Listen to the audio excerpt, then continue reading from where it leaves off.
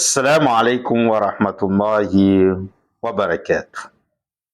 Magaventsika ity ampiandohana mba hanao partage betsaka ity vidéo ity.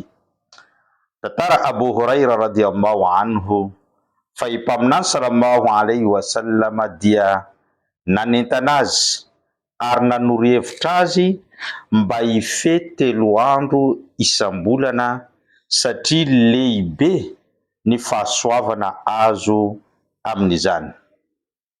Ary niteny ihany koa i mpaminany sallallahu alayhi wa sallama tamin'ireo mpanaradia azy hoe raha hifehy ihany ianareo isam-bolana dia aoka anareo hifehy 3 andro isam-bolana fa ahazoanareo valisoan'ny fifehezana iray taona izany.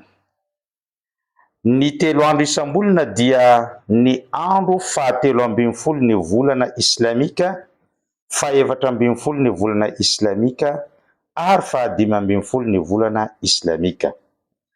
Raha jerevana zany amin'ny volana Rajab, volana masina izay misy antsika ankehitriny, dia manomboka raha ampitso zoma faharoa ny janvier 2026 no mifanaraka amin'ny fahatelo ambin'ny folo ny volana Rajab. Ny asabotsy dia mifanaraka amin'ny fahaefatra ambin'ny folo ny volana Rajab ary ny alahady dia mifanaraka amin'ny fahadimy ambin'ny folo ny volana Rajab.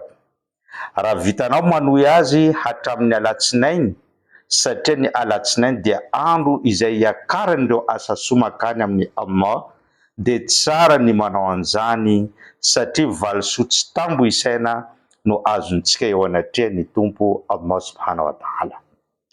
Afatra ho antsika mpino Islam, ny atomboka ny taona 2026 ka andao atomboka antsika amin'ny fanimpona ny Allah amin'ny alalan'ny fifehezana 3 andro isam-bolana izany taona vaovao izany.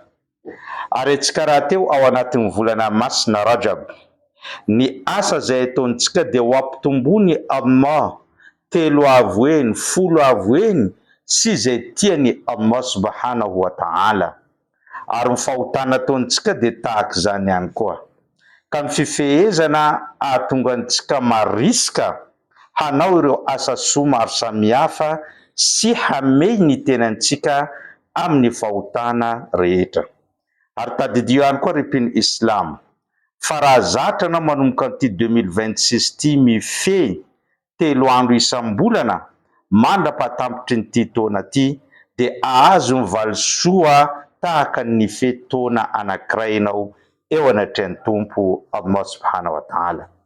Fanamariana ihany koa, rehefa hifehitsika raha ampitso sy afaka pitso ary amin'ny alahady, dia aoka antsika hanao asa soa ray eo anatrehan'ny Allah.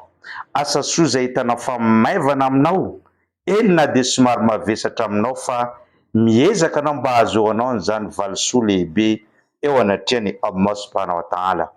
Afaka mamaky Qur'an ianao, afaka manao dua, afaka mamoaka swadaka, manampy ny olona, manohy fihavanana, miantso ireo havana, mamela ny olona izay nanao ratsy taminao, miova ny famindranao mandritra nyty taona ity ary natomboka ao zany tamin'ny fanimpona ny Allah. Ary efa fanazarana ihany koa any vatanao hiatrika ny volana Ramadan tsy ho ela dia amin'ny alalan'izany fifehezana izany avokoa. Mangavy antsika hanaparitaka an'ity vidéo ity any amin'ny olona rehetra ary amparitao amin'ny havanao, amin'ny vadinao ary ny an-tany ny olona rehetra samy hifehy raha ampitso ka hatramin'ny alahady zao fa lehibe ny valisoan'izany. Wassalamu alaikum wa rahmatullahi wa barakatuh.